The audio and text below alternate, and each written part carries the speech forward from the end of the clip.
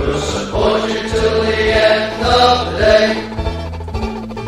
We're so happy following the Blues. We love you, what more can we say? Birmingham's the team, down at St Andrews. We are all supporters of our team. The chant of Super Blues, ringing all around. Now all you blue boys know what we mean. We are the lads from the Tilton. We'll support you till the end of the day. We're so happy following the Blues. We love you, what more can we say? Let's hear you in the dark, singing our song, helping and sharing the load. It's worth the point at all when we sing together. We're there at the end of the road. We are the lads from the Tilton. We'll support you till the end of the day. We're so happy following the Blues. We love you. Good evening, everybody, and welcome to the Tilton Talk Show. With us this evening, we have Paul Hipkiss. Good evening, all. Mark Adams. Hello, everybody. Are you okay? Alan Watton. Evening, all. Our fan this evening is Dean Maddam. Maddam? Got that right, haven't I? And our special guest is one and only John Frain. Good evening, John. Hey. Evening, guys. Right then, what a week, what a weekend. A bit of a downer, Paul. Yeah, frustrating afternoon on Saturday, wasn't it? Obviously, I'll start with last Tuesday. You know, Bristol City. I thought obviously that everything was just perfect that night, wasn't it? Everything went right, and we put our chances away. And you know, just caught up with the squad a little bit, didn't it? Having the 3 games in a week, and Saturday was probably one step too far. But I still think we deserved at least a point out of the game on Saturday, and I thought we were robbed, to be honest. I thought their winner, it was a foul on Jeremy Beeler. But you know, we don't get given these things, do we? No, but overall, ugly game though, wasn't it? It was. I mean, when we went 1-0 up so early, I thought we were going to go on and win comfortably again. But you know, it wasn't to be. And you know, you got to credit the opposition sometimes. I thought Reading come down and give us a good game, and they took the game to us. And you know, certainly in the second half, and obviously they go and score their 2 goals. But you know, we had ample opportunities to even get back in the game when we were 2-1 down, didn't we? You know, we were creating chances. And Yeah. The only sort of baffling, scratching my head moment during the game was when he brought Woods on for McGree. If McGree was a strange one, yeah. I didn't get playing Ryan Woods in the 10 role. It was taking me back to horrible memories of Czech Endoy there, to be honest. He'd been booked though, hadn't he? He'd been booked. Yeah. I'm not saying if McGree should have gone off, he should have gone off. But I think you know, if you've got someone like a Nike on the bench who could come on and play there, you know, who's more of a forward-thinking player, then bring a Nike on, not Ryan Woods, and play him in the 10 role, or put Ryan Woods further back, put Gary Gardner there. But, you know, who am I to question Lee Bowyer? You know, I don't want to criticise too much. It's only 1 defeat, you know, and overall, you know, I was just a bit baffled by that substitution. But, you know, it's not to say we'd still not lost the game if he hadn't have done that. Who knows? But I just felt that putting Woods on for McGree invited them onto us even more. We sat back a little bit more, and you know, they sort of like created a bit more and got a bit more joy going through us, didn't they, than what they did before. To be honest, sorry to Paul to jump in. To be honest, I was I said to my friend Jane, I said I'd take Sunich off. Yeah, so I thought he was a bit below par Saturday, so I possibly would have brought Woods on for Sunich. Yeah, I think for me, Sunich covers every blade of grass, and he's good at what he does, which is winning the ball back for us. You know, but if you're going to ask him to go forward and score goals, and he's not a box-to-box midfielder, he's a classic defensive midfielder, isn't he, Sunich? And he's really good at it. You know, he's really good at it. And you know, I don't think we'd have been on this decent run lately without him, to be honest. But the one we missed the players we missed the most for me were George Friend and Sanderson at the back. You know, Friend definitely, yeah. I mean, and Sanderson, the pair of them have made a massive difference to the defence. And you take them 2 out, and it's a different kettle of fish, ain't it? You know, I thought Harley Dean had a good game, though. To be fair, I thought he did all right, but I just think that with Friend's experience there and Sanderson's quality, we're a different animal, ain't we? We're a better team. Well, I think that back 4 on Saturday was almost like a League Cup first round lineup, wasn't it? Yeah, really, you know. But I like the look of the young lad Oakley, and Oakley, definitely. I thought Mitch Roberts did all right as well. I don't think either of them did anything wrong, and Not really. They both had decent debuts under the circumstances, and you know, it's good to know we've got kids in the academy that can come in and do a job for us when we need them to. You know, on another day we might not have lost that game. You know, we might have drew it 1-1 or even won it 2-1 if we'd have put our own chances away. I mean, when Dean hits the post and somehow they clear that one off the line. I don't know how they got that off the line. That one that was popping in. You know, so we had chances at a plenty, and I think Bo, you said it himself in his interview after the game. Nobody was gambling. You know, we got 4 strikers on, 4 forward players, and someone wins a flick on. There's no one in front of the keeper to take a gamble, so he just gets an easy. So, bit of a mystery, yeah. And it takes me back to my previous sort of shout outs on here for Kevin Phillips to come in as a striker coach, someone like that to come in and teach our forward players a bit more about putting the ball in the back of the net and also getting in the right positions. Well, I'm liking the look of Hogan now. It's more competitive. It's got to be Troy's influence, hasn't it? I mean, he's like a different player. I mean, he's so calm now. He's just the last 2 weeks, he's changed completely, hasn't he? This is not a criticism of Harley Dean in any way, but I just think Troy Dean should be our captain. Yeah, I didn't understand the thinking behind giving it to Dean again. Like I say, not slating Dean. I'll be honest, he's not my favourite player, but no, I don't understand that at all. Well, he is the club captain, isn't he? And entitled to be the captain on the field when he's in the side. I thought he did all right, but if I mean, we're talking about a back 5 of which we lost 4. Yes. We lost 4 of our back 5, and did okay. I thought the first goal that we conceded was, you know, again, take your hat off to the opposition. It was an absolute wonderful cross. Yeah. And you know, it was in on pace, and the guy got in front of Roberts and scored. It was a wonderful goal, and you got to hold your hands up sometimes. The second one, as you say, I was devastated. Oh, here we go. You know, was it a foul on Bieler? Was that Alan? Pardon?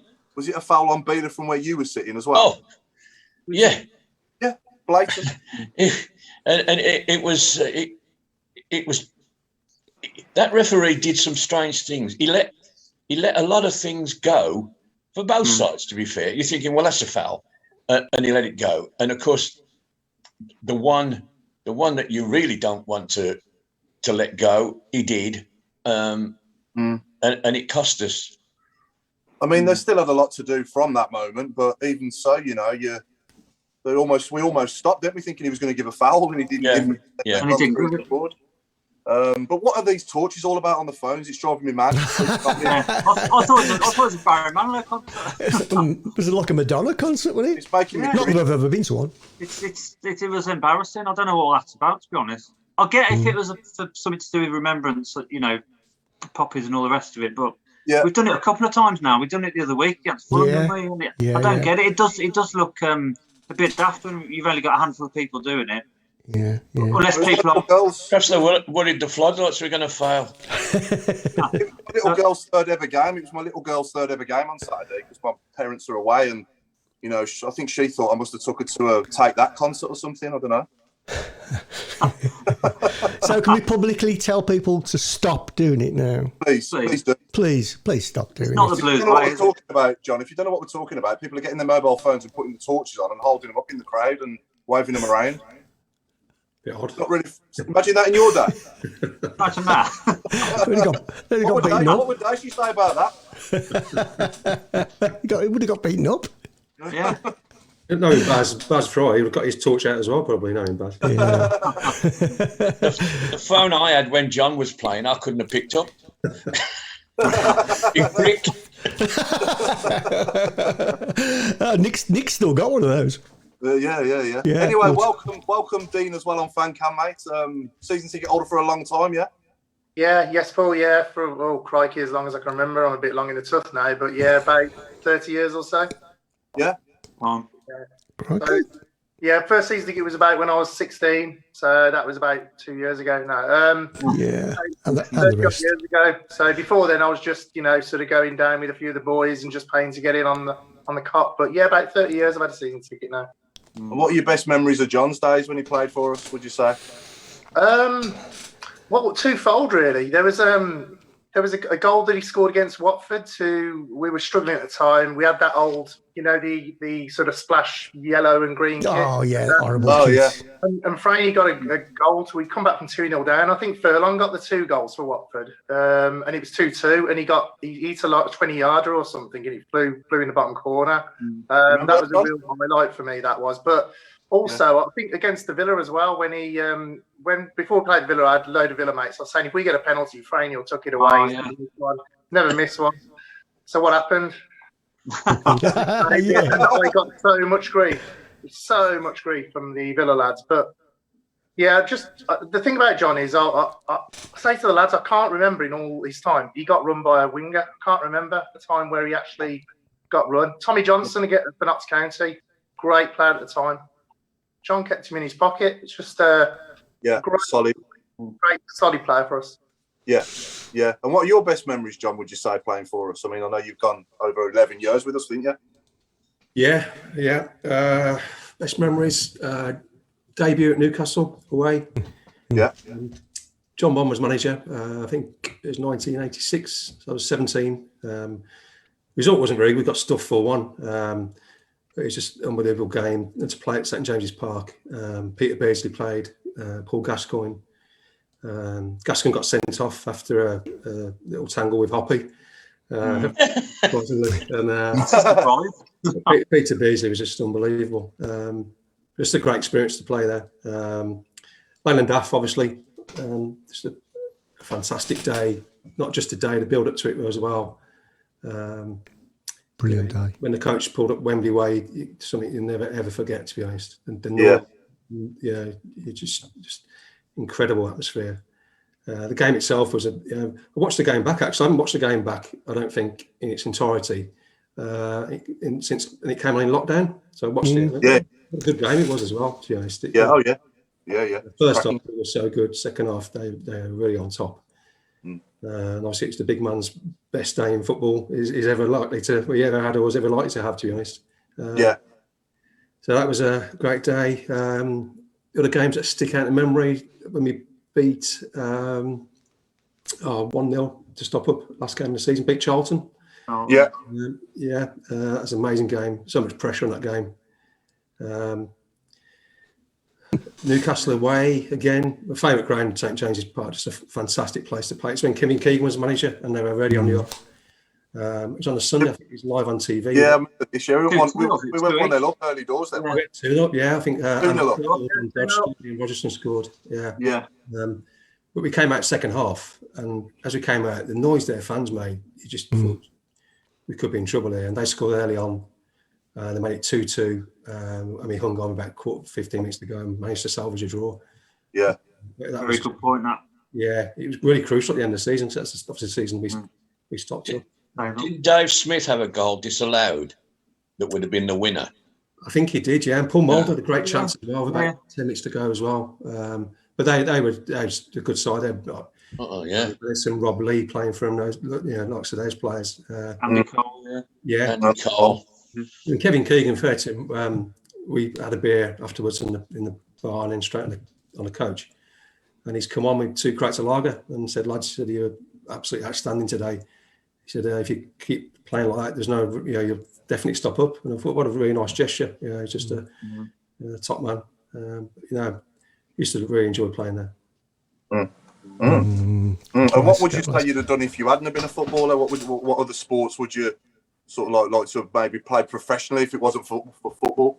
I played a bit of cricket when I was younger. Like the cricket. Played a bit when I finished playing as well, not to any sort of level, but very social. Played a bit of golf. There's a lot of the footballers lads do.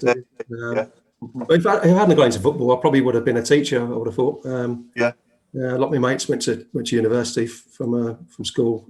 Talked to HF4 and Arch Hillsley and Acox Green. A lot of them went on to university and I probably would have done a similar path, to be honest, and been some sort of teacher, I would have thought.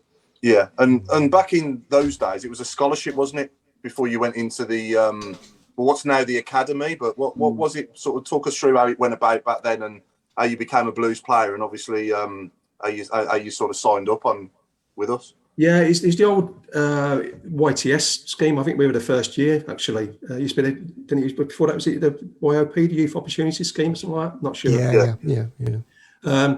Well, I was playing, schoolboy football, playing for the school, playing for my Sunday side. It's, like I say, different from the academies now. You sign to academy, you can't play for anybody else but the academy. Yeah. Pretty much so, anyway. That's my understanding. But back in my day, I was playing for my school side, my Sunday side, your district side, the county. So he's playing an awful lot of football. Norman Bedell was head scout. Ron Saunders was manager. His regime. And got invited to come and train. Keith Bradley was a youth team manager at the time. Yeah. And you could train with other clubs as well. So I was training with a few clubs at the time.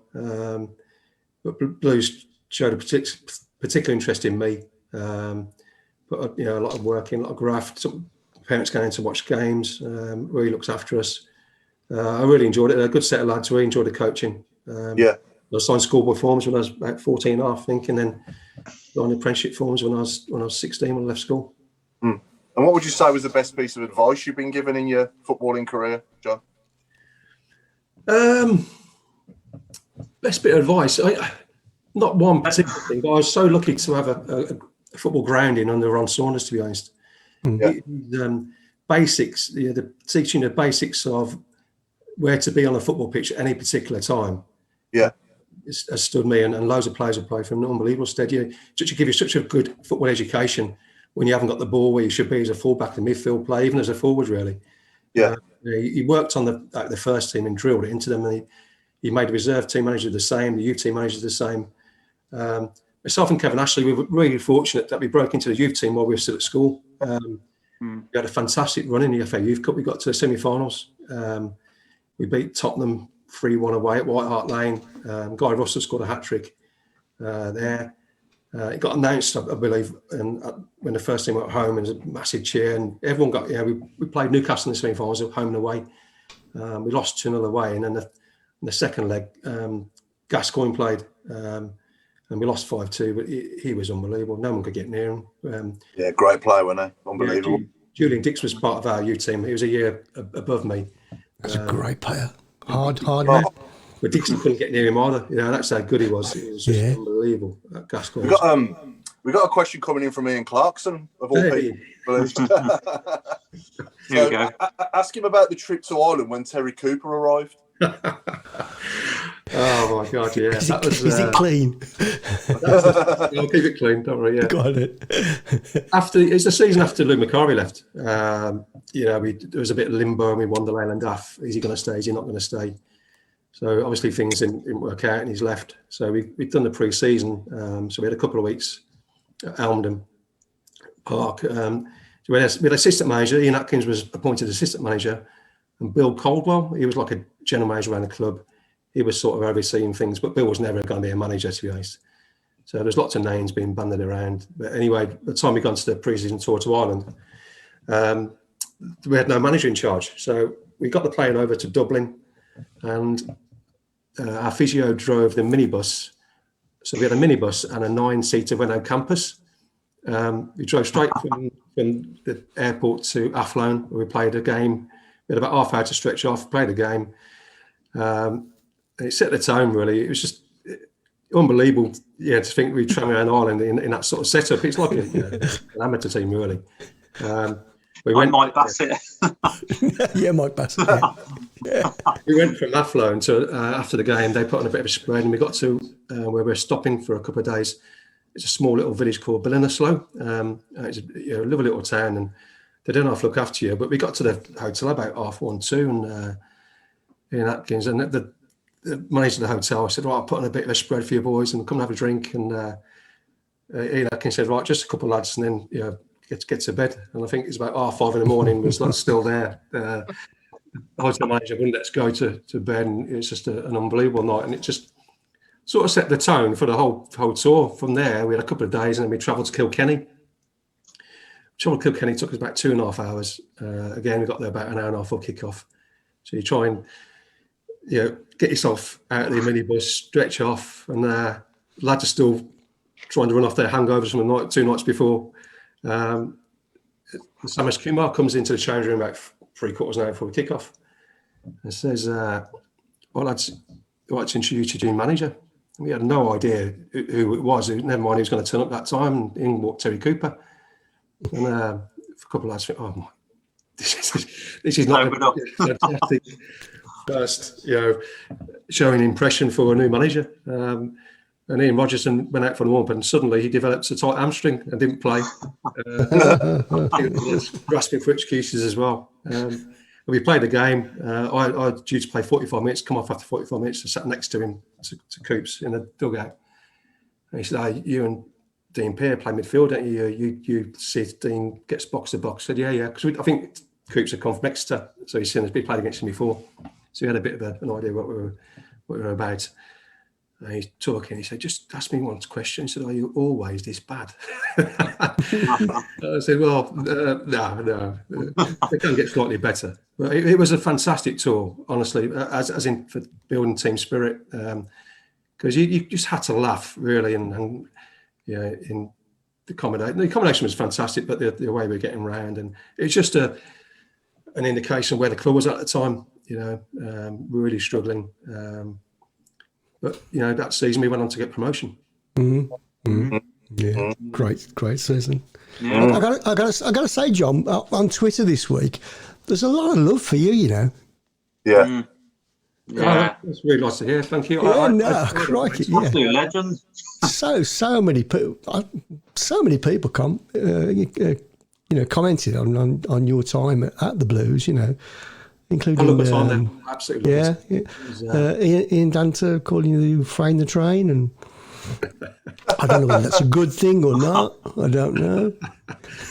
No, I loved it. I met some great people, not just playing at the club, who work for the club. And I still work for the club, and one or two, unfortunately, recently not they're any longer. But it was such some of the depths really where we were. Late 80s, early 90s. Looked like we were going to go out of business. When the Kumar empire went bust.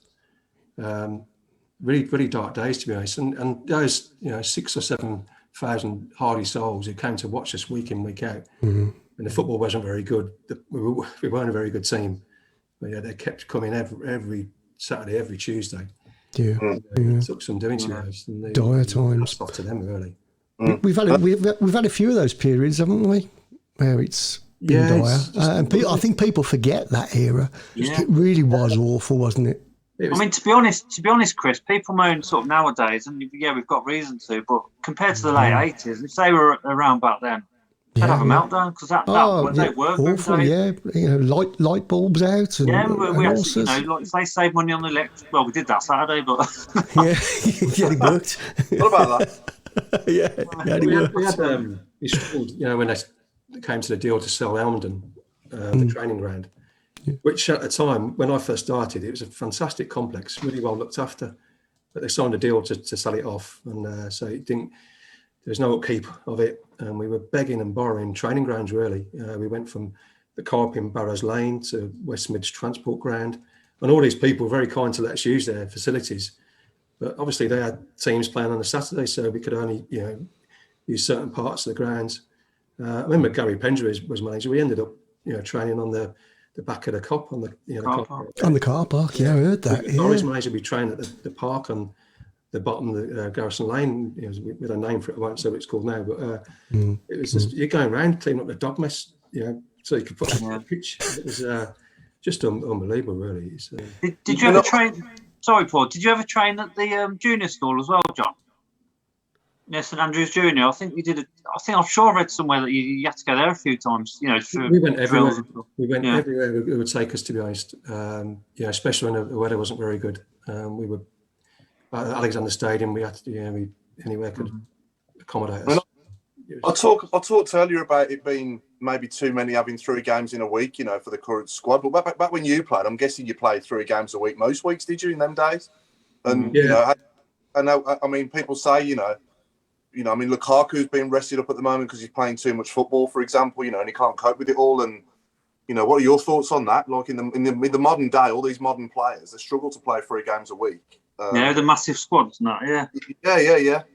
We had such small squads back in the day. Like you say, because you had played Anglo-Italian as well. Obviously, we didn't have too many fantastic runs in the cups. Although we did the Leyland DAF.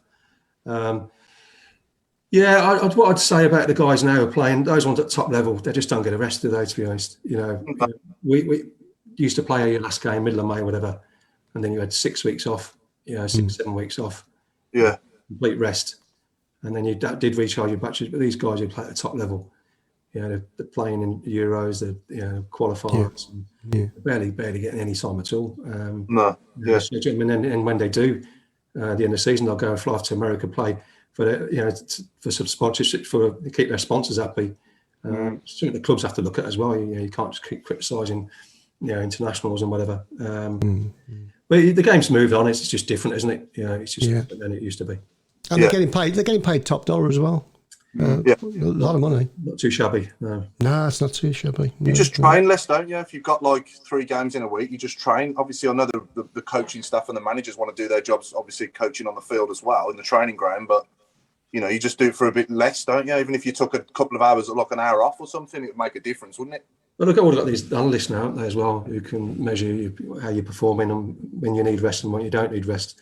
And we didn't have one of those when Lou Macari was running nuts off up and down. We had one session where the weather wasn't very nice, so he booked us in to train at the leisure centre over the road, and the neighbours, and he said, just a bit of fitness work. If you run there, I'll take the minibus. We'll book a 5-a-side court, and then we'll jump on a minibus and come back. So it was a fair trek, a little run over there. We get there and we go in, goes to the receptionist and said, you're not booked in. So Lou's come in the minibus. He says, lads, I forgot to book your court. So he gets in the minibus and drives back to the ground. So we have to then run back to the ground. We then proceeds to absolutely beast us round the pitch as well. Lou wasn't that, but just a fitness fanatic. He really was. We would run Monday, Tuesday, Wednesday. Probably see a ball Thursday, Friday, really. Wow. It was tough, really, really tough. Yeah, but it was. The one, shining light when he didn't sign his contract, so didn't have to do his pre-season, to be honest, because that would have been a horrendous experience, I imagine. How do you get on well with him on a personal level, John? Lou, Lou was. I got on right with Lou, to be honest. He was fine. He never got too close to anyone. He wasn't that sort of manager, that sort of bloke, I don't think. But he fought a lot of the squad, because you look at the players he took to Stoke, like Clarkey, Simon Sturridge, Gailey. I think Gleggy went there, and also Glegon went there as well. Yeah. I had a chance to go there deadline day just before my testimonial. Barry Fry come on the phone about 3:30 saying Stoke are interested. I said, it's up to you. I think they may have been trying to get Pesh back. I'm not sure. I might be wrong. I might have got my dates wrong on that. However, it was 2 weeks before my testimonial game, and I thought there's no way I'm going to go now. It's just, And I said, I want to see the season out, to be honest, see where we go from there. And he was fine. I mean, Louis, chief agent, he came on the phone and he was having a chat and said, well, we can't guarantee we're going to come back at the end of the season. I said, well, I appreciate that and I appreciate interest, but that's my decision. So, but no, I got on right with Lou. He seems a nice chap, actually. Yeah, he does a lot for the homeless as well. Doesn't he? Manchester, up in Stoke. Yeah. Amazing. It really is. Yeah. Yeah. And who was your sort of childhood footballing hero, John, when you was growing up? My brother used to play at West Brom when he was. My brother's a really good player. He played for England youth team. So me and my dad used to spend quite a lot of Saturday mornings going and watch Peter play for West Brom youth team, and they played like against the Midland clubs or what have you. So we used to go and watch the Baggy a little bit. Brian Robson. Was always a midfield player. I started off and I was like box to box. Scored a fair few goals. And I thought the way he applied himself, England as well. It's unbelievable. I'd love to see how he would do now in a modern game. To be honest, I still think he'd be an absolutely fantastic player. He makes me, because he could play the holding role, he could play the forward role. There's so many. I think it gets a bit complicated these days about positionals. Where you play. If you're a good player, you're a good player. What is he now? About 64. He'd probably still be better than McTominay and Fred in that position now, wouldn't he? Probably. No, but it was when I first started at Birmingham as well. You had that team with McArthur, Blakey, Hoppy, Howard Gale. Yeah. A real fearsome sort of dressing room, really. When part of the when Blues are trying to sign, sign school forms, and then when they're trying to make sure you sign apprenticeship forms, one of the incentives, I went and I was in the dugout for the Battle of Villa Park. When Blakey missed and Kevin Broadus got done by Steve McMahon in that tackle. It was an unbelievable experience. We walked out. And I was stood, walking behind 5 yards behind Ron Saunders, and he was getting dogs abuse from the fans, and you get in the dugout, and just an amazing game to watch. Broads had come off, and then we get the penalty, and Blakey misses it, and then the back pass sticks in the water, and they end up winning 1-0. And then obviously the fracas after the game, and I've got to say, I was absolutely walking up to change and poo in my pants, thinking, oh God, just sit in the corner, don't move until I tell you to move, then we'll start picking the kids up and whatever, but it's just, how lucky was I to experience that in the dugout, it was just brilliant. That dressing room, it taught you, Ron Saunders taught me lots of things, to be honest. A lot about respect, and you respected those guys, the work they put in every game. Pat Van den Houw as well, and they were like, such a team, really. They were no fantastic individuals. We had Tony Coton in goal, great goalkeeper, and some good players. But as a team, they were a real great bunch, and certainly enjoyed themselves when they went out as well. Ladies and gentlemen, we have in the studio with us this evening, Mr. Nick Spall. What a move. Oh, mate. Here he is. Where you been? I don't have a lot of voice still. I don't have a lot of voice. But obviously wanted to join in specifically this weekend being Remembrance Week. So a lot going on, obviously, in our house. And don't forget, also, we're doing the big change count-up very close to the 1st of December. I think there was over 500 quid in there this year. We can't pick the damn thing up this year. It's going to be I'm going to be minted. My alcohol cupboard's going to be full for a week. Is there any difference? Yeah, it's quite empty at the minute, Chris. I don't know what you can see behind me there. Look, there's not much in it, mate. So how are you getting on then, Nick? How are you? I tell you what, I've probably had one of the worst months of my life. I've done all the COVID tests and this and that. They've all come back negative.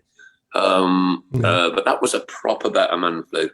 Really, I mean, look, I missed 3 shows, mate. I missed going to the games as well, Chris. I've not been well, mate. I mean that.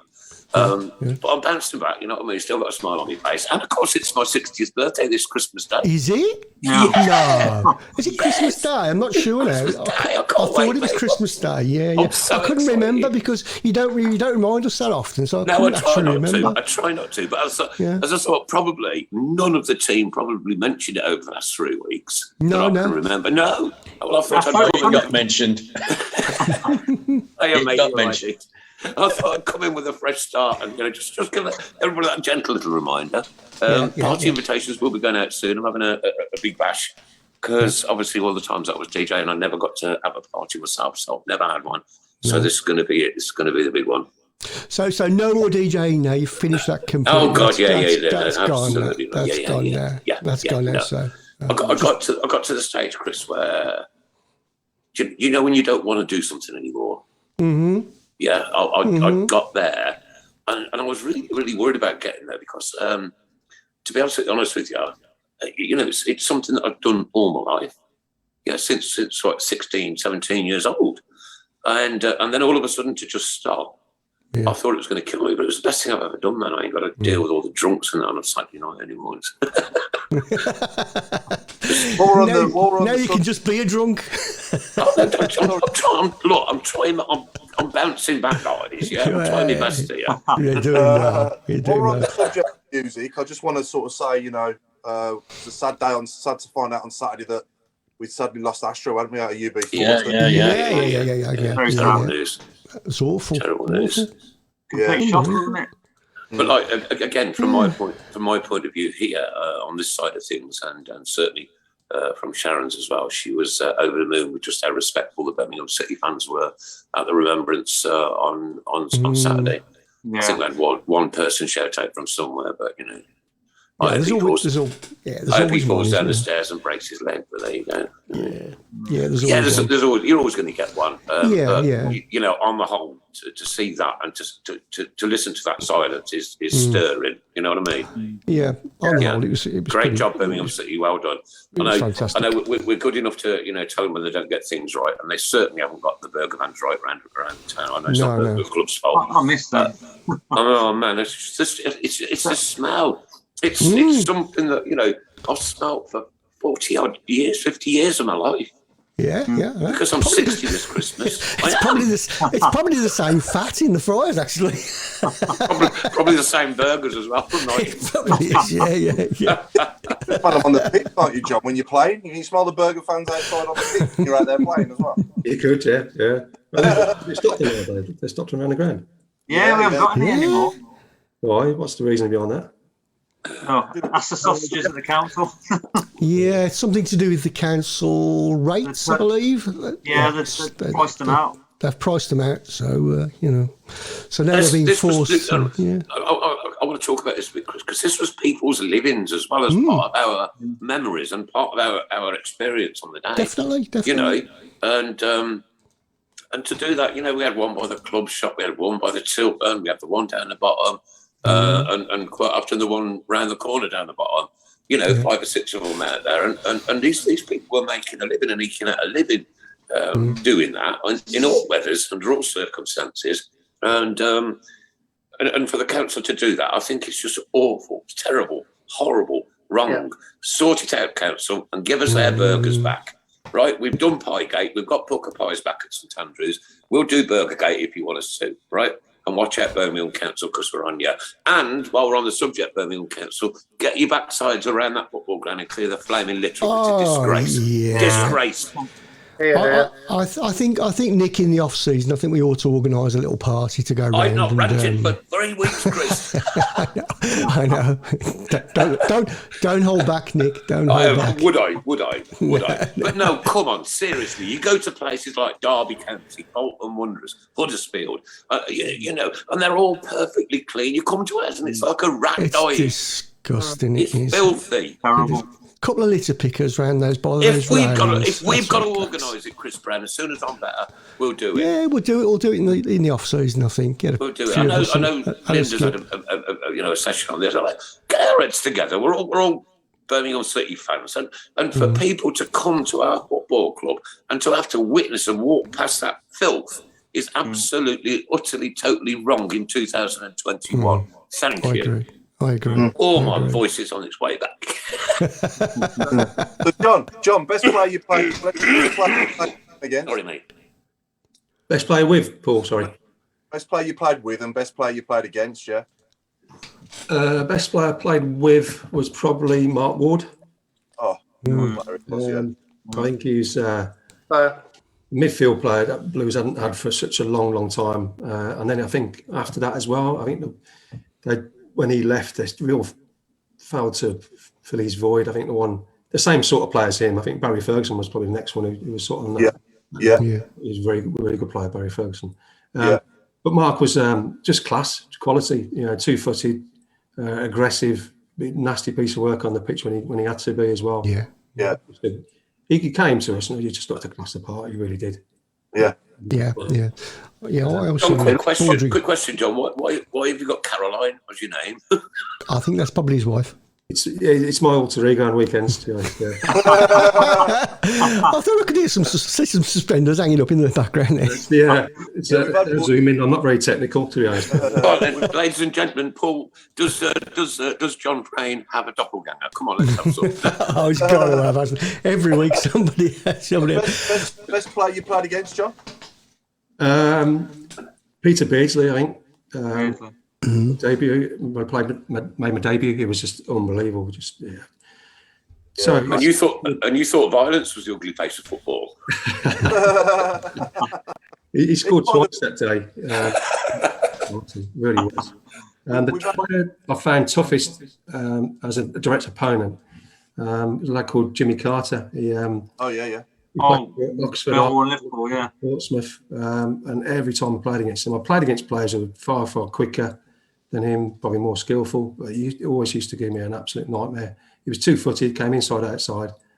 I never used to dread playing against anyone, really, to be honest. But when I saw his name, I always thought, I'm in for a tough game here. So it was, he never let me down.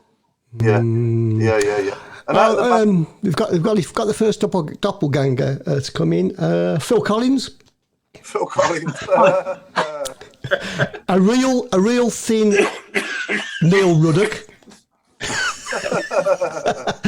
This one you probably won't like, Uncle Fester. I know I'm not even going to read that one. John looks like the Michael brothers' long lost cousin, the Mitchell brothers. Mitchell brothers and the Mitchell brothers. Yeah. And out of the managers you didn't play for, John, who would you say you would have liked to have played for the most, and why? Possibly. We had a game, I think everyone remember it, when we lost to Swindon 6-4. Yeah. 4-1 up. Ken Hoddle was the manager. He ought to bring himself on or push himself to midfield, and Mickey Hazard was playing. Yeah. And they played an unbelievable style of football. Just they weren't a fantastic team, as in individually, but he just had so much confidence in his team. They passed you to death, they really did. And kept going. Even when they're 4-1 down, he made one or two little slight changes and we couldn't get near them. It was just, I remember being in change room after that game. He just absolutely shocked. It was a weird game that was, wasn't it? Because as soon as Hoddle moved into midfield and they got the second goal back, you just knew it was going to be writing on the wall, didn't you? I think every Blues fan knew this is what's coming now. And it wasn't a shock to me when they went on to win 6-4. It really wasn't. No. David Mitchell got a couple, didn't he? He came to life when Hoddle came on. He might have got four. Wasn't it, up front? Yeah, I think Andy Gosney was in goal. Had a bit of a shocker that day as well. It didn't help us.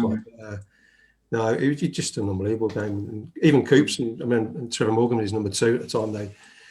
We just sat in silence for about 10 minutes and Coops were like, get in the shower, talk about it another day, sort of thing. And it was there's not the time to try and 7-8 that game at all.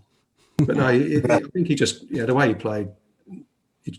He used to what a player he was as well. I mean, you talk about best players I played against, he'd be up there as well.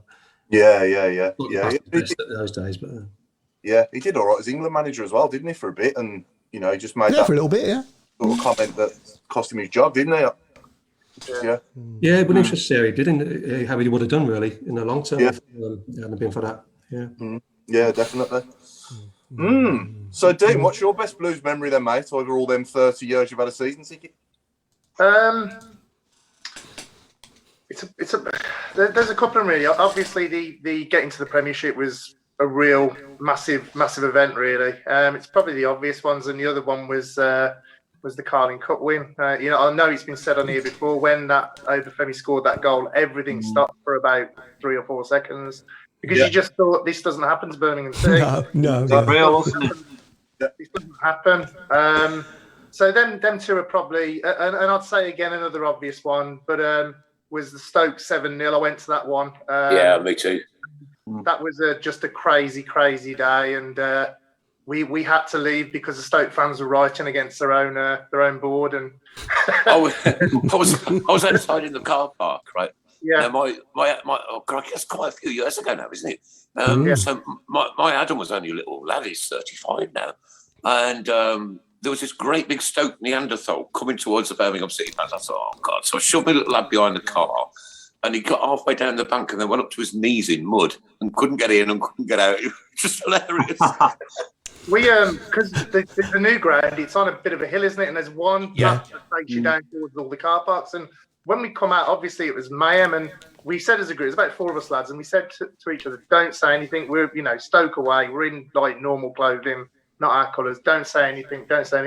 One of the lads got halfway down the path and he couldn't resist it anymore. He just goes, couldn't contain. So he goes, "What a great win! What a great win!" You know, and just the looks we got from the Stoke fans. We thought we were dead, but I think they were just so disappointed they just left us alone, really. But that was a great, you know, a great one. We haven't had very many, really. But I watched it a few weeks ago on YouTube again. You know, and you look back and the noise we were making, and the man, that was just unreal. And all yours just come on at the end, and you know, I mean, the Birmingham City fans were there just to relish the fact that we'd just scored 7 goals. We weren't going to cause anybody any hassle.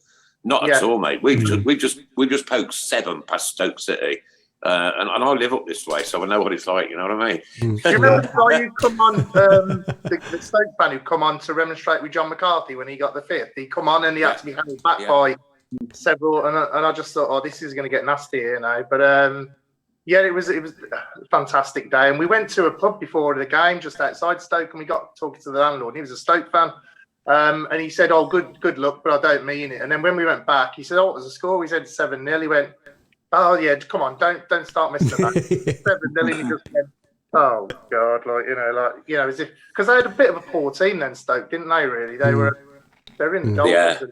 But they were in a bad run of form, weren't they? Yeah. And it had rained for days and days and days before that game. Yeah, and that's why this guy was huge. He'd have probably ate me. You know what I mean? He was just running towards us. After all that had gone on, I just laughed and shook my head. Got in my car and went out. After all that had gone on between Stoke and ourselves over the previous few years, Lou Macari obviously leaving us, and Chick Bates. I think Chick Bates was actually the manager in that day. It was so wonderful. You know, you're thinking if we're going to win 7-0, this is the place to do it. Yeah. Well, we beat Oxford 7-1 just a few weeks after that, didn't we? And we did it again. We did it again, yeah.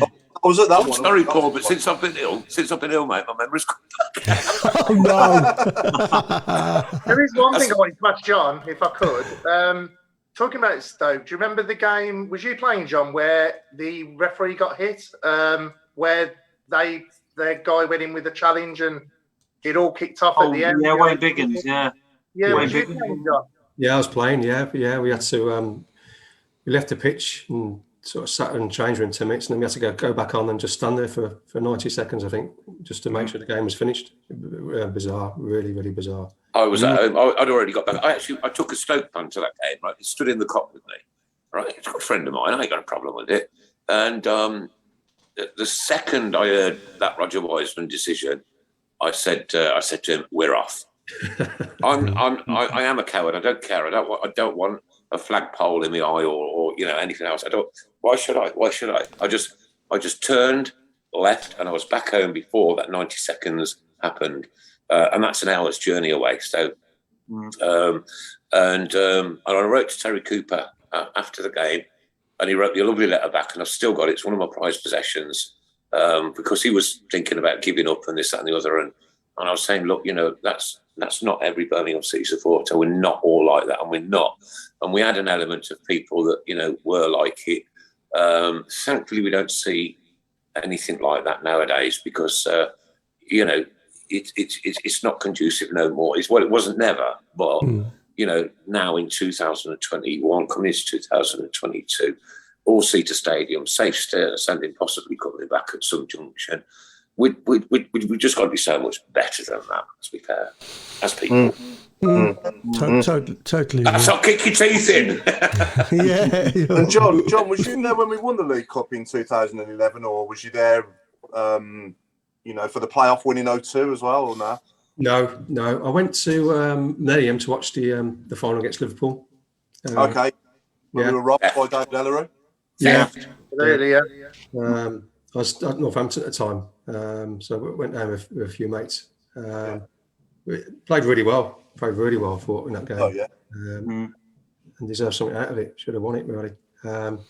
Listen to the YouTube, John, on the YouTube video, right, at the start of that match when the teams are coming out, and all you can hear is Keith right on to the end of the road. He drowned them Liverpool supporters out like there's no tomorrow. That beginning of that video. Absolutely Incredible.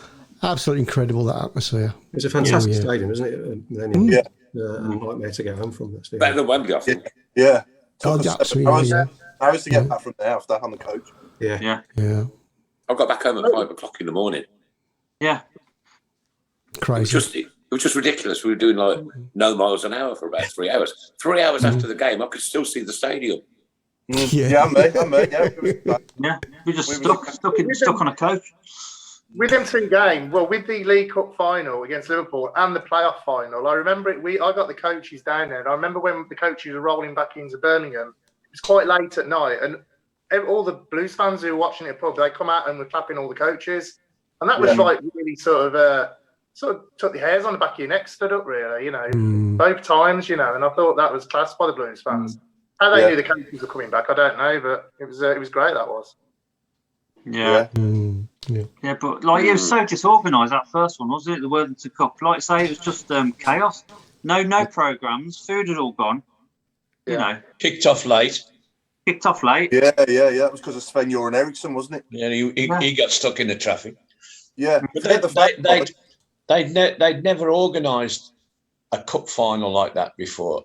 I mean, that stadium was used for Welsh international rugby matches and football matches, so everybody's coming from Wales. Yeah. But that one, suddenly you got one lot coming down one motorway and another lot coming down another motorway, and all getting there at the same time. It was chaos, absolutely chaos. Because it was the first final. It was, yeah, you're right, yeah. And they just hadn't got a. I mean, I remember parking. Because I'd been to the Millennium Stadium before, and I knew where to go, and but I was a good 2 miles away. So when I got out, I got in my car and I got away. It still took me 3 hours to do 80 miles, but I did get home in a reasonable time. But I know, like Nick said, I heard stories of my mates. That midnight before they got home. Yeah. Madness. We learned when we played Liverpool. We learned from that. We didn't go on the coach for the second time against Norwich. My dad's friend drove us to Newport, and then we got a taxi from Newport to the Millennium Stadium. Yeah, and vice versa. Like we got the taxi then to pick us up after to come back to Newport to drive back and go to the Emerald Club and celebrate. That's my claim to fame. I played at the Millennium. Yeah, I played football there. Have you? You know when? Yeah. You know when? I was waiting for the punchline then.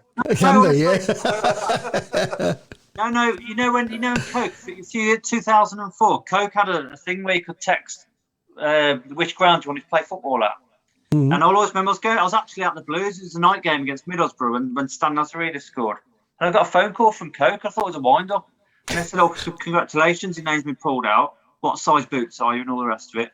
And it was like two teams of winners. And my team lost 4-1. But I scored the goal. Whoa!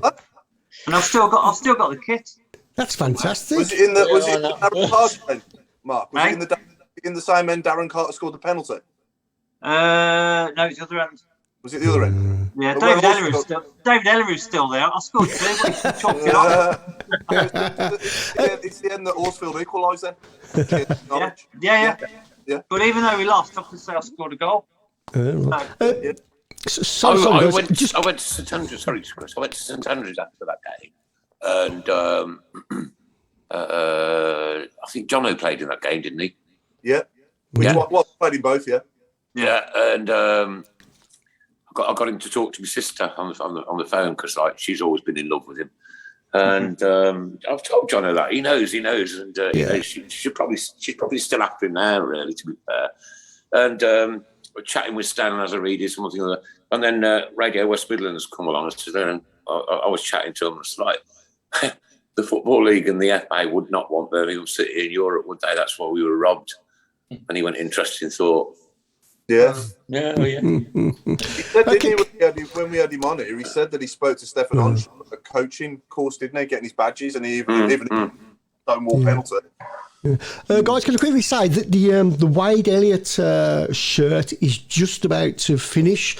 So if you want to get onto our page or group page, you've got till 8:30, and I believe it's currently sitting at £100. Wow, that's for the Wade Elliott shirt. All proceeds go to our charities.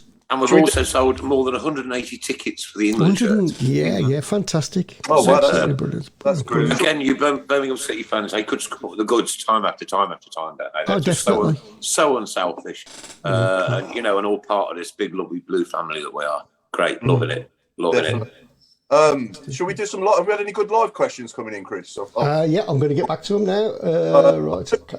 I noticed one from Steve Portman about, I've not seen it myself, but apparently the squad photo's got the directors in as well. Yeah, that's right. Yeah. What's that all about? For a wanted poster. Which squad was that, Paul? There's a squad photo apparently gone somewhere today, I think, or been put out there, and I think Edward Cheng and some of the directors are on the photo with the players. Okay, I don't really have too much of a problem with that. I don't really have too much of a problem with that, Paul. But then for me, you should also put the guys who wash the kits and the guys who mow the lawns and the chap who does the. I think they have to. Have they? Yeah, is that right? I've not seen. Looking at the amount of coaching staff who've got coaching like polos on, there's loads of people on there, so there's probably about sort of 12 coaches or something, so they might have put the guy who cuts the grass on, I don't know. They did because it's all part of the team, isn't it? Without one we can't have the other. The guys who put the goal nets up, the kids who collect the footballs, when it's not COVID issues. Everybody that's there, the St John's ambulance people, it's all part of the makeup of the day, isn't it? Yeah. They've got Chong there as well on his crutches. Chong's in the photo. I'm looking at it now, yeah. Yeah, Chong's in the training ground as well, isn't it, rather than St Andrews, which is different, I suppose. But I don't see a lot wrong there. Looks professional, doesn't it? They're all suited and booted. The directors, including Craig as well, Craig Gardner. Who's the one next to Cheng? There, there's another director. There's two directors. There's Edward Cheng. I'm not sure. Yes. I've seen him sat behind me though. He's at the games. He sits behind me. Is it? Yeah. What's he doing behind you then? 4 months. Yeah. Oh, really? 16 weeks. Really. He's gone now. Oh, no. He's gone. Riley McGree as well. Obviously, he'll be going back he'll be going to Charlotte when he in January. So we need somebody to come in that position if we can't get Chong back. Just a thought, guys. I mean, you might shout me down here, but Jack Wilshere was on the radio. He's without a club, and he would be the perfect. Stay fit. He says he's fit. He would be the pay-as-you-play, perfect number 10 for us. 10 as a 10. If he's fit, I'd take him tomorrow, but it's whether or not he's fit, isn't it? And even if he is fit, how's he going to stay fit? That's the problem. You saw it's all right, Paul, saying you're fit, but playing in the Championship Tuesday, Saturday, Thursday, any night of the week you could be playing. You could be playing 2-3 games in 7 days. The problem with Wilshere is doing his badges, but they're all St John's ambulance badges. Mr. Rowe cracking. You can give him a job. I've got competition. I've only been away for 3 weeks. He stepped into my shoes. Sorry, Nick. Steve Plummer says fan representatives would have been nice to have been included too. Pete Taylor says the other guy in the suit is the stand safety inspector.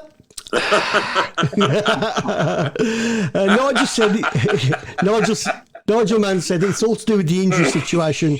Edward has his boots on.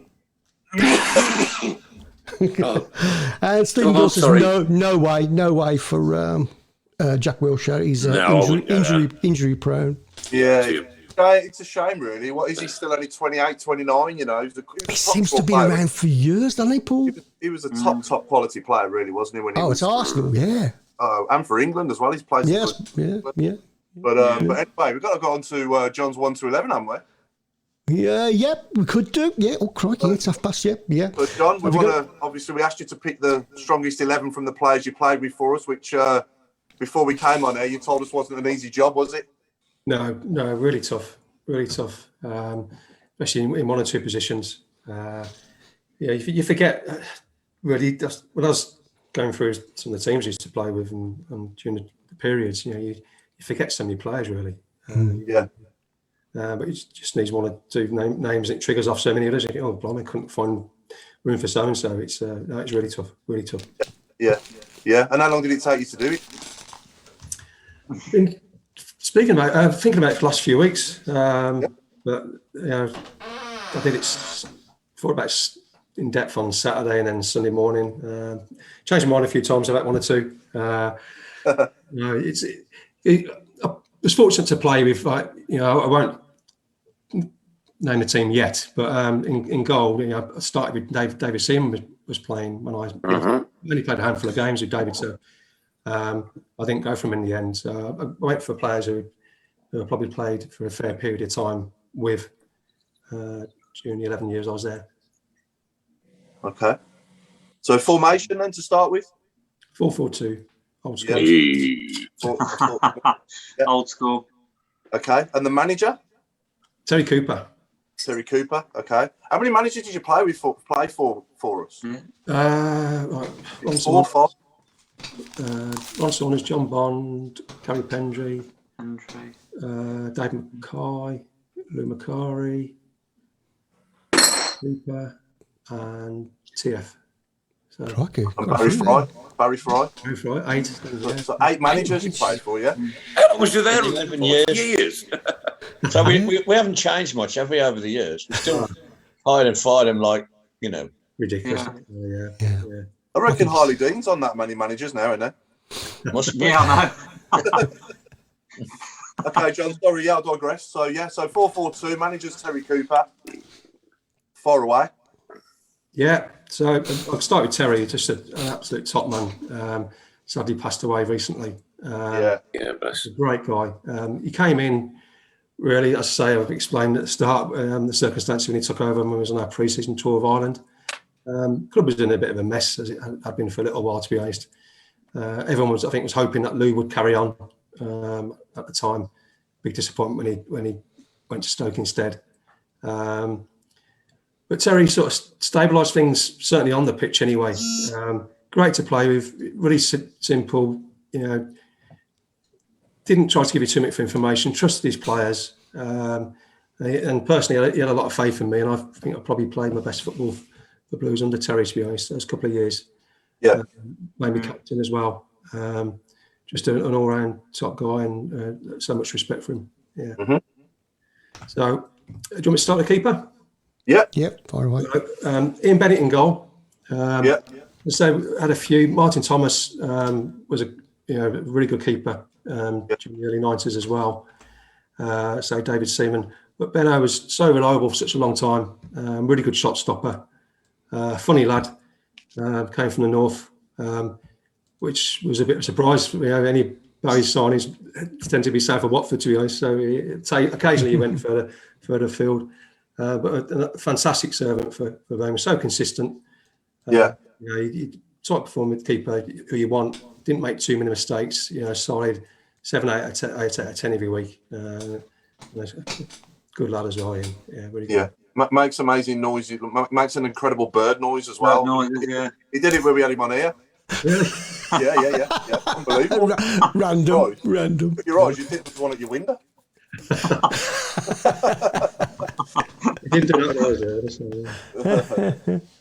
Yeah, was he the funniest as well, John? Would you say amongst that sort of group of players? Was he the one who sort of got the lads laughing the most? We had a few. When Michael Johnson never shut up. Jono always going on. That's some funny lads sometimes. The funniest player I've ever come across was Brian Roberts. Oh yeah, so quick, so clever. Again, really nice lad. But in dressing room can be a pretty brutal place when the banter's flying, and so sometimes you'll suck it up, and sometimes you try and deflect it, and you'd never ever try to deflect it onto Harry because he'd just kill you. He wrote a book. I don't know if anyone's ever read it. Harry's Game. Oh, Harry's Game, yeah. Harry's Game, yeah. Brilliant read. Really is a good read. Clever lad. Funny man. Oh. Okay, right back. Right back. This was tough because sentimentally I want to pick me on Mucker Clarkey. I've known him for a long time. Real good servant to Birmingham. Captain as well. Lane and Daff, first half, again, As I said, watched the game back in lockdown. Forgot how well Ian played first half. Got down the right so many times. Tranmere played quite a narrow midfield in the first half. Gave Ian lots of space, and he really exploited that. Constant source of threat for us. But in the end, I went for Kevin Ashley. Played with Kevin since come through the ranks, and played with him and against Kevin since I was about 12, 13. He went to Wheelers Lane School. I was at Arch Hills, and I got Scream. We played against each other, played for the same district. Played against his Sunday side. He played with us on the Sunday. Came through the youth team together. I thought Kev was just a class player. Really was. Really quick, comfortable on the ball. Aggressive. Read the game well. And I saw him on your show actually, and I think quite a big regret, wasn't it, when he left and went to Wolves and just didn't work out for him. Some players, just hindsight's a fantastic thing. I love Kevin's quite a homebird sort of kid as well, really. He likes his home comforts at the time. I think being at Birmingham really, really suited him. Did he go for $500,000 in the end? There's a few of the clubs around interested in him at the time as well, but he was just a quality player. I mean, Scott Harley was a similar player. I don't think he was as good as Kevin, to be honest, but a similar sort of player, good in the ball, good distribution. So that was a tough one right back, I've got to say, Yeah. Okay. Left back, Julian Dix. Julian, when I was first year apprentice, Julian was second year apprentice. Julian was from Bristol, and he come down to the club when he was about 13, 14, and they fought really hard with him, and you could tell they put a lot of investment in. They put him in digs. I think he's on Tennyson Road in Small Heath, he was for a good few years. Just sweet as a left foot you'd ever see, hard as nails, so self-confident in his ability, aggressive, as everyone knows what he was like as a player. Got forward, overlapped, just a really good player. And his training ethic as well. You go to train, you turn up at training 9:30, 10:15, maybe on the training pitch already, just smashing the ball. Didn't do any warm-ups. I don't know how he didn't pull anything. He just get a bag of balls and just have them on his ear and smash them in the top corner. He was always destined for big things, I think, Julian, to be honest, and he did. Liverpool, West Ham.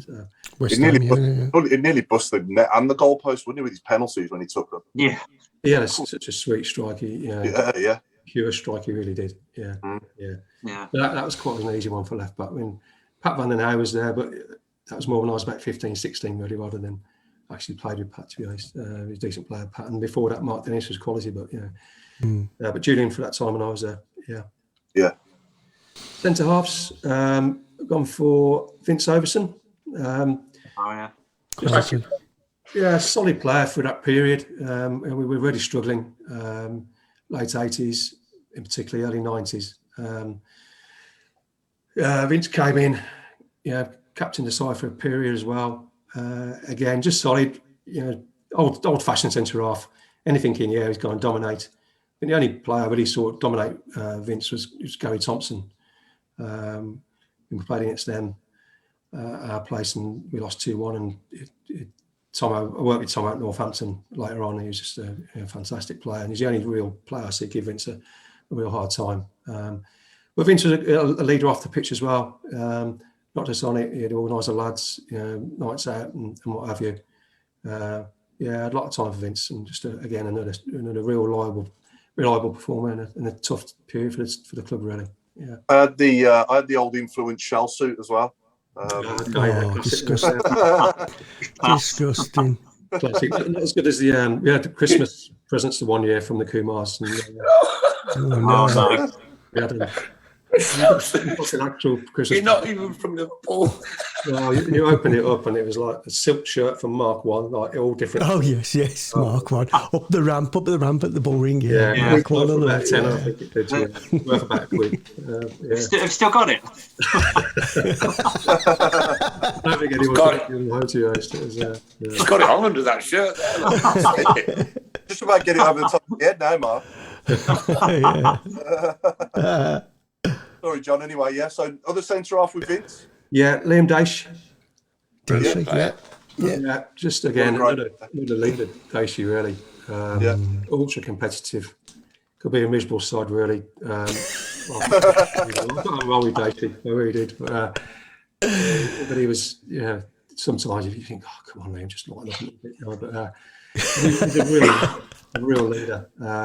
On the pitch, quite fierce, and scored some important goals for us as well. In the League Cup, we had that good run. We got to the semi-finals, lost to Leeds.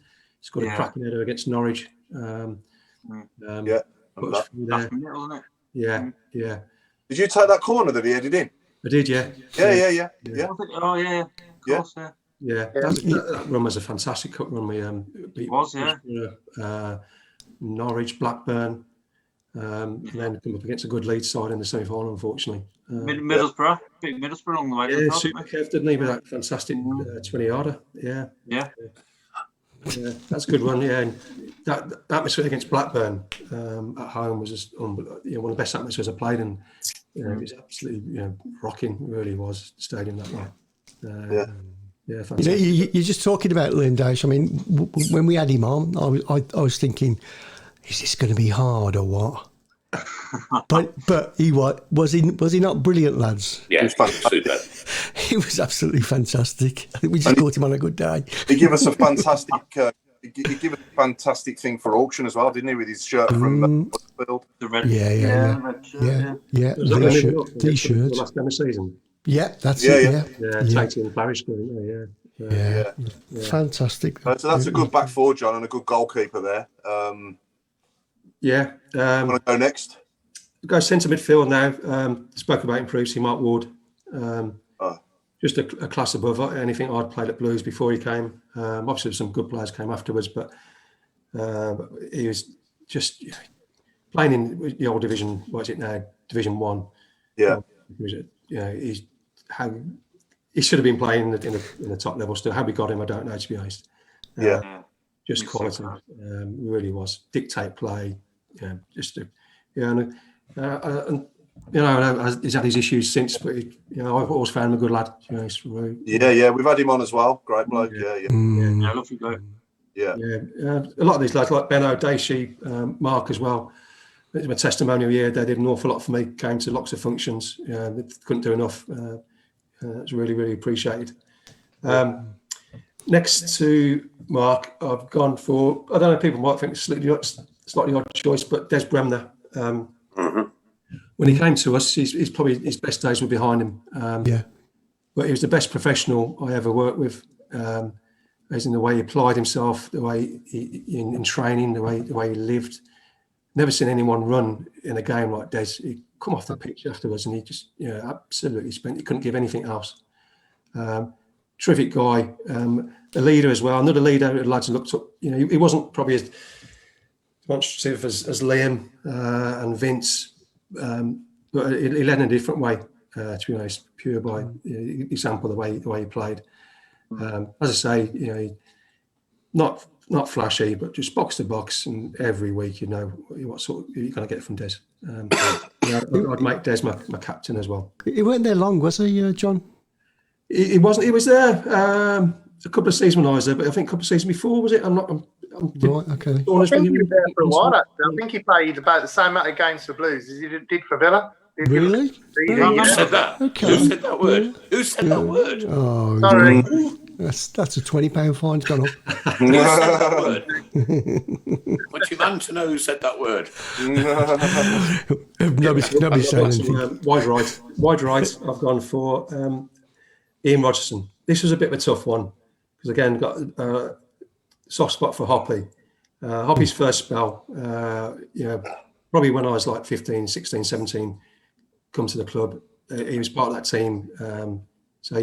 That's a team when he was an apprentice. You'd knock on the change room door before you went in. You just didn't go in. You had a lot of respect and fear as well, to be honest. You put the kit out and, yes, sir, do you want a cup of tea? How much yours do you want? And that really did stand you in good stead. And, I digress a little bit, but, kids these days sort of thing, it's under 18 on thousands of pounds contracts. You just really appreciate when you do make it to pro to go through those days where you have to look after the first team, you have to look after reserves. It really stand me in good stead anyway. But I went for Ian Rogerson in the end. Ian had a couple of fantastic seasons for us. Always a goal threat, Ian. He not the quickest, but he always seemed to, one-on-one with his fullback, always seemed to beat him. Yeah. That promotion year when we got promotion on the Coops, I think him and Nigel Glegon on the other side were quite pivotal. Really creative player, and again went to Sunderland, and I thought he'd go on and play at a real high level again, but unfortunately had a real bad injury shortly after going to Sunderland. And a smashing lad, me, Dodge and Clarkey, we spent a lot of time together. And we had some good nights out, even in Hereford from where Dodge was. Had to shut the gates. The out, but he's a good lad. Some good memories there too. We've had him on as well, John. Yeah, he was. Really, yeah. Yeah. He was telling us. He was telling us about the field where you used to train with all the dog mess on. Oh God, yeah. Dodge had the most nicknames of any footballer I've ever known. To be honest, Wiggy, because I don't know, his haircut. You seen Wiggy. He liked to curry, so Clifford as well. His breath in it all smell the best. He had about 100 nicknames. A great lad. On the left, just alluded to it, Nigel Glegon. Yeah, one of my favourite players back then. One of anyway. Always at the far post, wasn't he? Yeah. Just a dream as a left back.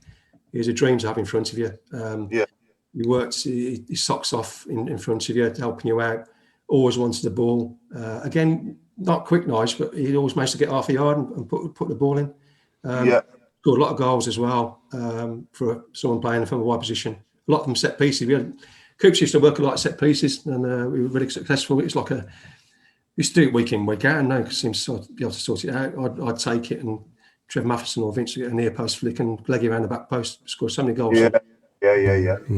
And I must say, Louis Dodder in your thoughts as well, I guess? Louis was a good player, Louis, but not as consistent as the other guys, I don't think. On his day, he's unplayable, Louis. But there was days where you have to open the gates because you just keep going, Louis. And, yeah, he was fast. The ball in, but smashing lad Louis as well. We had a good squad that promotion year under Terry. But Gleggy was a good player. Glegg. Very underrated, I think. Very underrated. Yeah. Up front was tough. I think one was a shoe-in, and that was Stevie Claridge. Yeah, great player. Yeah. What was he? 60 grand from Cambridge, was it? Is that right? Cambridge, yeah. Is that how much he was? I didn't realise. Yeah. Like that, wasn't he, Mark? It wasn't much. Yeah. I think we ought to get Mr. Fixer to get him on. Yeah. He'd give you a good evening, Stevie. So he'll have some stories for you. He's led a bit of a life. He's a great bloke. The worst trainer I've ever come across is I used to love training, and you really work hard and come off and you're shattered, and you play yourself in the same way as you do games. And you see the way Steve plays, the way he played. Yeah. He never stopped, always on the move, running channels, running in behind, closing down, scoring his goals. Training, he was just, he'd turn up, he'd train 10 o'clock, 10:30, he'd turn up a minute before, finish training, no shower, in his car, off you go. The only bit of training he liked, and we did a bit of running, we did any sort of distance running, and he'd be miles in front of the lads. Yeah. He used to shake it. Sorry, John. I think I read in his book. Did he sell cabbages or something from his car with veg and stuff? I remember. Wasn't he a fruit and veg man? Wasn't he? I think. He must have had a fortune up the road then outside their stadium from to throw. I do remember seeing a trailer of him driving off in some old jalopy ever. I think the Ford Cortina Mark II, I think he was. Yeah. Where all the other players had nice cars. I just remember his socks around his ankles. Oh, yeah. I think Barry Fry called him Cleggy, didn't he? Yeah, he was great. He was a cracking player, he was really good. He was a good player. Yeah. And alongside him? Again, tough one. This was quite a tough one. I was thinking about Simon Sturridge, because Simon was very consistent for a long period of time for us.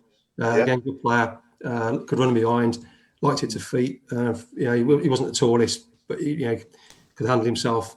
But he ended. I went for Steve Whitten. Oh, great player again. Yeah. Really talented player. Could play wide right. Could play up front. Again, what a pure strike of the ball. Yeah. Great strike. Hold the ball in, good in the air. Really good player. And he could show you a good night out, Steve, as well. So, Well, what a team that is, eh? Really good team. Superb, and Fantastic team. We're into the last 15. If you haven't got anything, Nick, I have. Yes. Oh, go on. Well, I was going to go fruit and veg because of the link. But... we've probably done that. Go on, Paul, off you go. I was going to say anything that you might see in a shoe shop to do with football. In a shoe shop? Yeah, a shoe shop. Right, okay.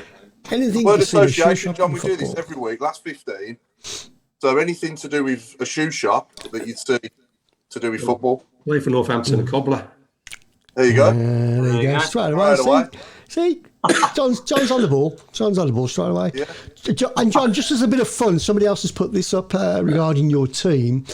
What kit would John's team playing? Let's say you've got to make them play in a kit. Not that one with the Itchy Vickers collar, though. Got to make them play in a kit. Oh, it's a punishment. There's a punishment, yeah. Which was the Q market. Oh, my God. It was shocking, wasn't it, to be honest? Absolutely. Awful. Talking of kits, John, have you kept any of your blue shirts? I've kept one or two. Got me Leyland Daft one.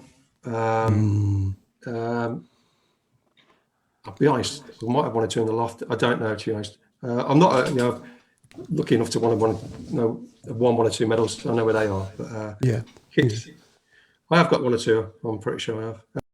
But my last game for Blues over there, when I was there, was a reserve game at Hensford Town on a wet and windy Tuesday night, playing against Everton reserves. So didn't really have a chance to get the kit because I was off the next day. So not really a massive send off, to be honest. It was like, there you go. Here we go. A few people saying Barry Strewhorn. Yeah, it's a good one. I've got one, Jimmy Lace instead of Jimmy Case. Yeah. I've just thought of one. Heel Etheridge. Like it. Heel Etheridge. Nike Taylor. I'm not crying yet. Lee Clark's. Soul. Like that one. Yeah, Soul Campbell. Soul Campbell. I like that one. Wayne Clark's. There's a few of those. Barry Lacehole. I'm glad he said Lacehole. Getting ready then. I think the rest of the world is glad he said Lacehole. Loafer Matthews. I Gary, like that one. That's a good one. Gary Sheen. Paul, just let you know, Paul, you're cutting half your head off, mate. No, don't tell him. Is that better? No, put it back. I always cut off my head off from that close to the screen. Trevor John Smith says, I love John Frain. I had a great night with him in Exiles, 5 Ways Ireland. Player of the season, me Barry Fry and all the players. That's from Trevor John Smith. Exiles, bloody hell, that was the old nightclub, wasn't it, on the corner there? It's 5 Ways, yeah. I was opposite. 5 Ways. It was opposite the old Ritzy, that was, weren't it? And what else was it called? That place? Going back further, it was a Locarno, wasn't it? And Locarno was Grabber Granny, wasn't it? I don't know, before my time. Well, yeah. Apparently. Imagine how old my grannies would have been. No comment. Well, I've got to say as well, on Saturday, the pre-match tunes were the best I've ever heard at St Andrews. The DJ was playing some cracking tunes. I don't know who it was or whose thought process it was, but I want to say well done because it was exactly my sort of music. He was playing house. They were playing house music, like dance tunes, yeah. There was. Yeah. It's not they were like in the mix as well. They were like one after the other in the mix as well. It's like we had a DJ in the ground, but we didn't. That's it's Richard, I think he does that. Yeah. Do you get to go down the Blues much, John? I was going down a fair bit before lockdown. Saw quite a lot of football under Gary Monk down there. So a bit before, the guys a mess before, was it Cottrell and Zola? I went to the Burton game. Solar? Did you say Solar? Solar. Solar. Chucking one in the mix. Oh, yeah. Well done. Well, a bit under Gary Wright as well. But I thought Gary Monk, I know there's things going on off the pitch as well, but I thought he had a decent side and really good team spirit together. Yeah. Then I saw a bit under Pep, which things turned the other way a little bit as well. Yeah. It seems. Oh, got another one. There you go. Paul Insole.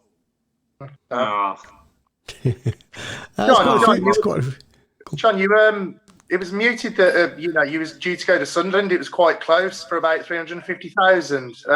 Is that true? Or was it paper talk? Was you quite close to Sunderland? Yeah, it was. It's true. Yeah, training we was training at Tudor Grange at the time, and Tuesday morning, Coops called me just after training and said, "We are really struggling money wise.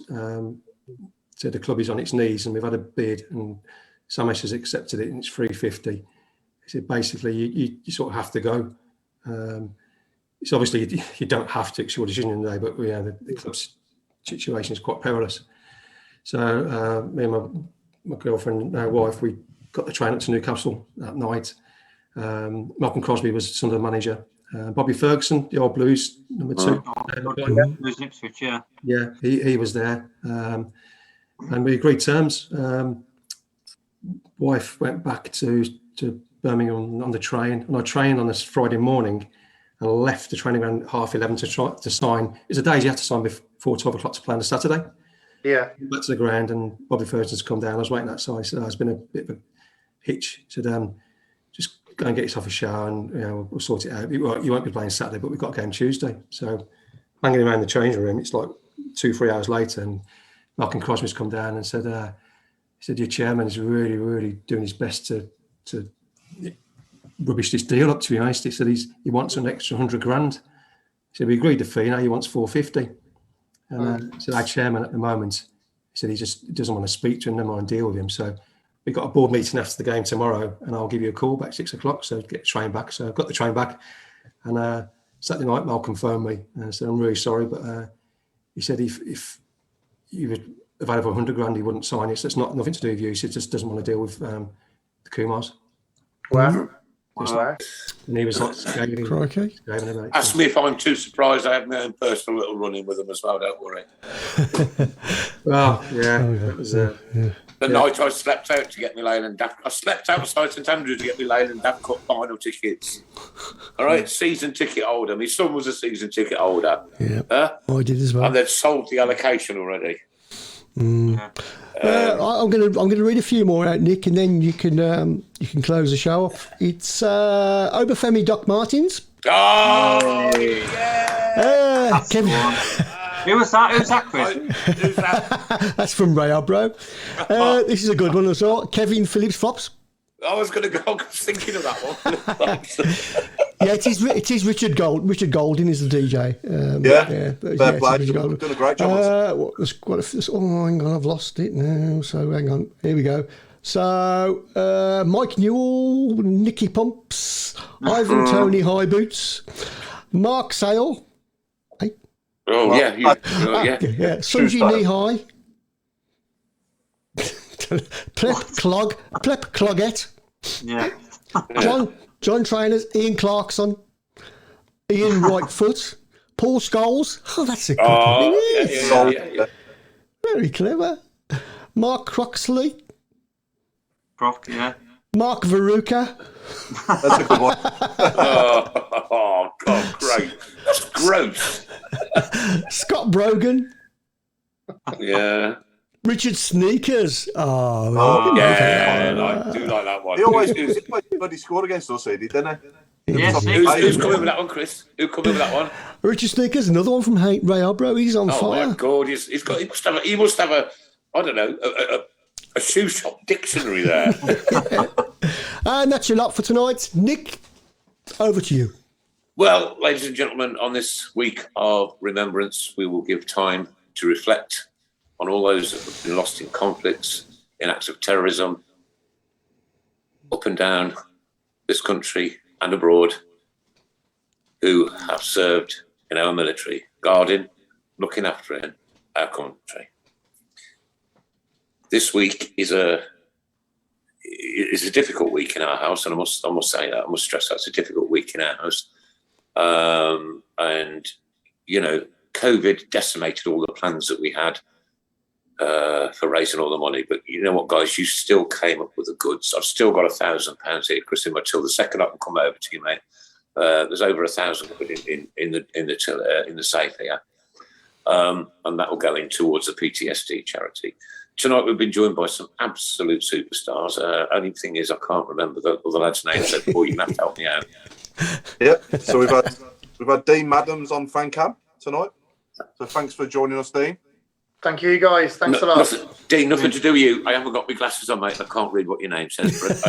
But I have to take them off, because when I put them on, look, my lighting department behind me creates. Oh, yes. Oh, yeah.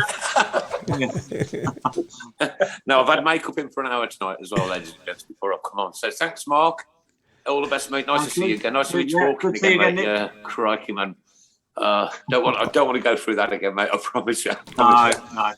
The old mate, Paul Hipkins, thank you very much, sir.